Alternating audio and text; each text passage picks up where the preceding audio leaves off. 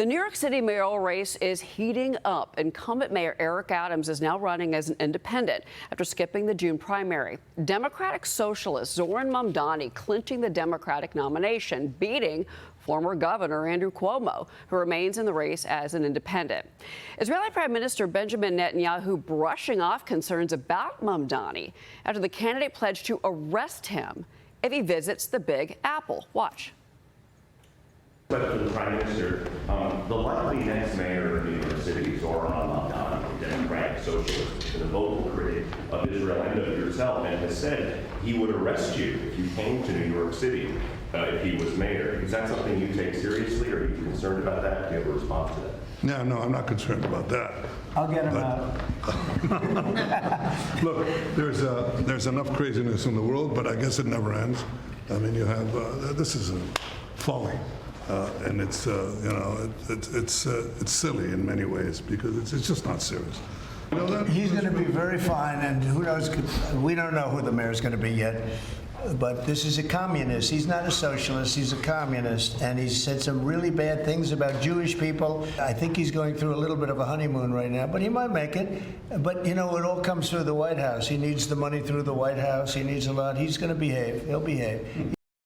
Joining me now, New York City Mayor Eric Adams. Mr. Mayor, good morning. Good morning. Good to see you. Good to see you, too. Your reaction to what you heard at the White House last night. The New York City mayoral race comes up during a dinner with the Prime Minister of Israel. And the Netanyahu is welcome in the city as any other international leader. We have the United Nations here.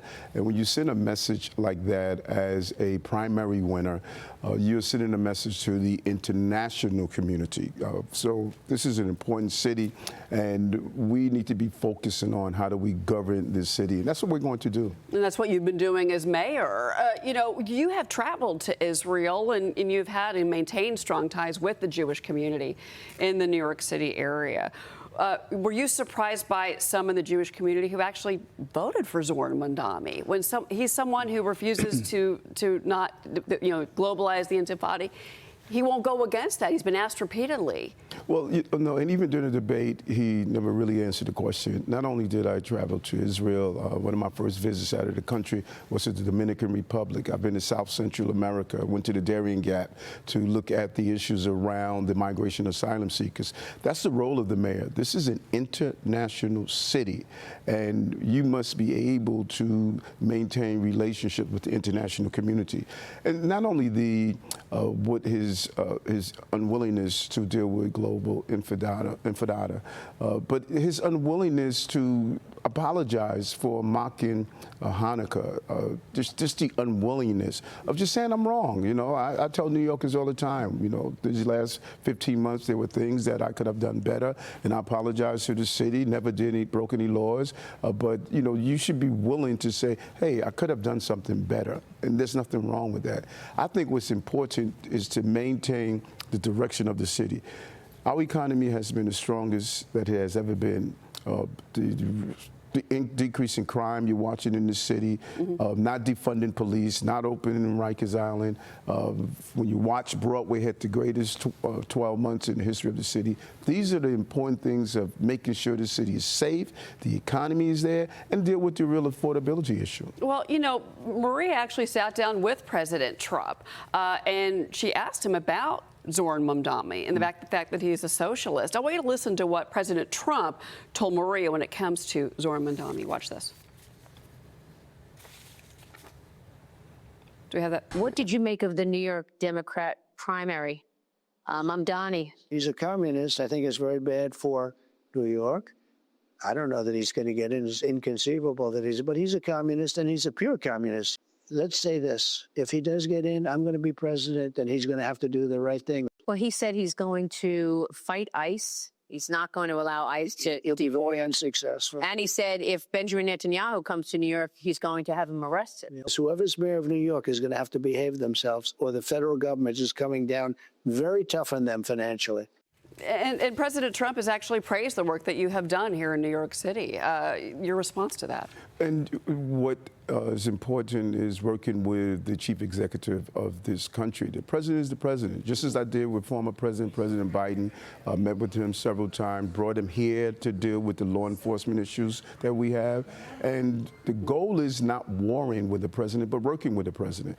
When there are times that we disagree, we disagree. We do it in a very cordial and understanding manner, and we agree. We were able to get a stop work order lifted on a multi-billion-dollar project that we needed in the Sunset Park area.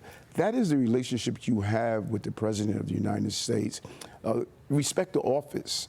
You know, this is not a personality issue. It's about how do you respect the office to deliver for the city. As the president just stated, we need the federal government. But talk to me about your relationship with then President Biden, because I remember when these buses started to come into New York City, bus after bus. We ended up with over 60,000 migrants in the care of New York City that the New York City taxpayers were paying for. And there was a lot of anger in the city at that time. And I remember getting the sense that you were angry because you were asking the Biden administration for help. You said, we can't afford this. We need your help. Did you feel heard by the Biden administration at that time? Because it seemed that you got a bit of a cold shoulder. Yeah, no, without a doubt. And it was 230,000 migrants and asylum seekers. At one time, 4,000 a week we were getting.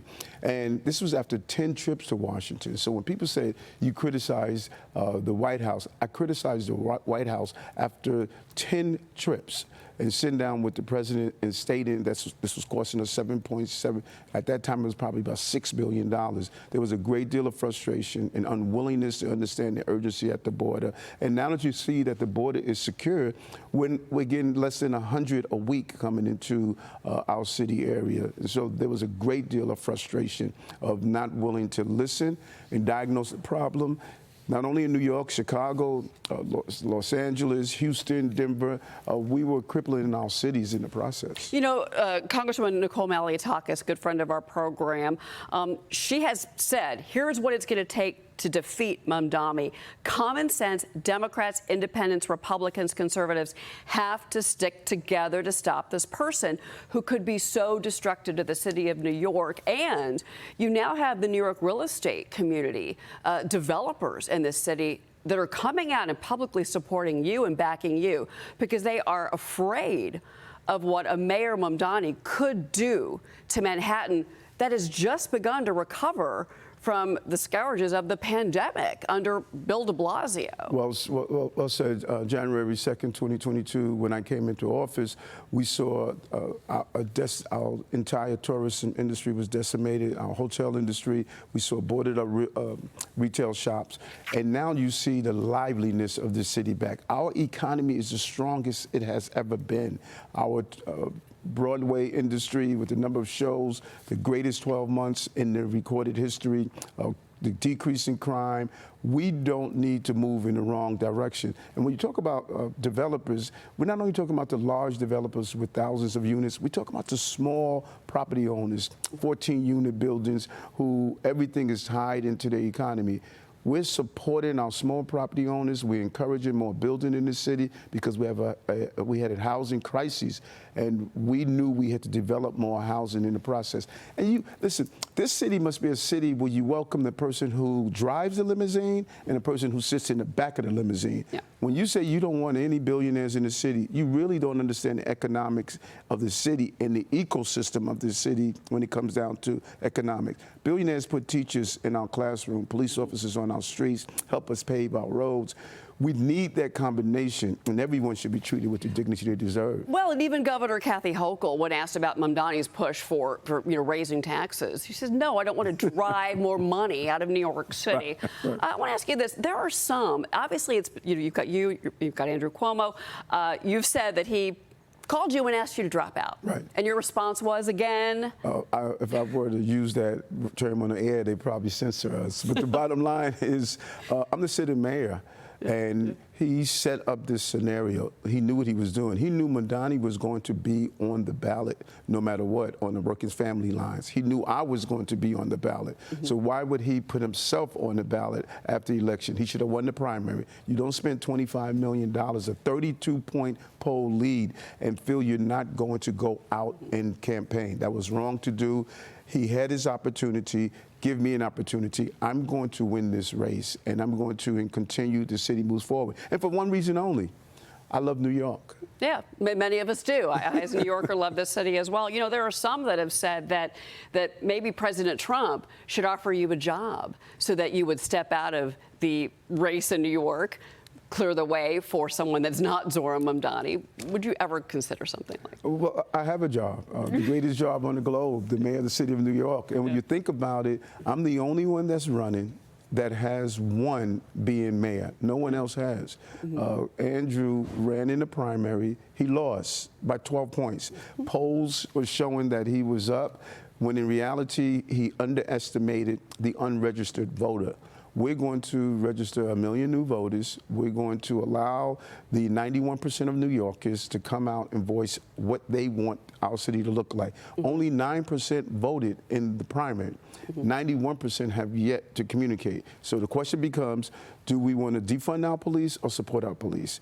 Do we want to empty Rikers Island and allow those dangerous criminals back in the community to impact them? Or we want to make sure that they serve their time for the crimes? Do we want to support small supermarkets, or do we want government supermarkets and dismantle an industry? So there's some real differences between the candidates that's running and the current mayor. And I'm going to show the New Yorkers those. And you have reduced crime in New York City, to be clear. I mean, murders were down 23% year to date by the end of June. We have to talk about this. Total major felony offenses dropped nearly 6% in that same time frame. But moving forward, now the messaging for you between now and November is why you were a better candidate than a Zohran Mamdani or an Andrew Cuomo. What is the plan forward for you in the path? Communication, direct-to-consumer communication. We saw that's what he was successful at doing, and we're going to do that. But what's really being missed here is that people talk about the excitement of the 9%ers that voted on his end. They're missing the excitement that is being shown. Those who are saying we want our city not to move in the wrong direction. There's some unbelievable energy out there. I've never witnessed it before in politics. It was almost an alarm clock went off on primary day, and people said, we must be involved in this pursuit of what's happened in November. I've never witnessed this level of energy before. And I said it before, this is going to be one of the most exciting campaign seasons in the history of this city. Well, before you go, I do want to ask you about you're out in the communities, and I want to talk about the African-American community that is out there in this city right now that support you and has. I mean, Hakeem Jeffries has been asked repeatedly, would he be supporting Zohran Mamdani, Democrat to Democrat? You were, of course, running as an independent. And he has really sidestepped the issue of Zohran Mamdani. Says he's going to meet with them, but not really shunning his policies. Did that surprise you that you haven't had more vocal, even a conversation with Hakeem Jeffries? Have you had a phone call with him recently to say this is not the right path for not just the Democrats, but for New York City in general? Yes, there's a great deal of meetings and conversations that are taking place, and part of the overall strategy is to register new voters, get voters who didn't go to the poll to the poll. And I think that this is not going to be one of those backroom conversations. It's going to be a front and center. This is one thing I do extremely well. I know how to win campaigns. I won through a tough primary during my 2021 race, and we're excited about getting the message out to voters. Many voters heard the terminologies and didn't understand how it would impact them specifically. That's what I must articulate to voters. It sounds good, what he's saying, of free buses, which he can't deliver, the state must do. As an assemblyman, he had an opportunity to do so, he didn't. It sounds good to state that you're going to freeze rent without realizing what's the impact, that you can't keep up the maintenance of the buildings like we saw in the 70s. All of these things sound good because the affordability issue is real. I grew up in poverty. I grew up on the verge of homelessness. I know what it is to be struggling. I know what poverty is. He grew up in luxury. He doesn't know the real story of a New Yorker and how difficult it is. And I think nothing is more harmful than promising things to people you know you can't deliver. That's wrong to do, and I'm going to let New Yorkers know Before you go, I do want to ask you this, to kind of circle back to the immigration story, because it did decimate not just the budget of New York City, but also many of our neighborhoods. New Yorkers didn't feel safe. The Venezuelans that were out on mopeds, you know, snatching necklaces off of little ladies on the Upper East Side. I mean, it was a very difficult time. President Trump did close the border. Do you give him credit for part of the reason that New York seems to be in a better place now? Yeah, and it broke my heart watching not only immigrants and migrants coming to the city, that they were not allowed to work, they were not allowed to take care of themselves. That's inhumane. It broke my heart when we had to go out to communities such as Floyd Bennett Field, Randall's Island, Creedmoor facility. It broke my heart to see communities go through this. Now, we closed over 60 shelters, even the Roosevelt Hotel, and at the heart of this is what this administration did. Closing the border, securing the border, brought this issue under control. If we did not do that, we would have saw a greater devastation in many of the cities, including New York. So hats off to this administration for securing the border. That was the most important thing we can do to stop the flow, and this administration was able to accomplish that. Yeah. Well, New York is in a better place in many ways. Sir, Mayor Eric Adams, thank you so much for being here, sir. Come back anytime. We would love to have you more on the program between now and November. I would love that. All right, so much more to talk about with you. All right.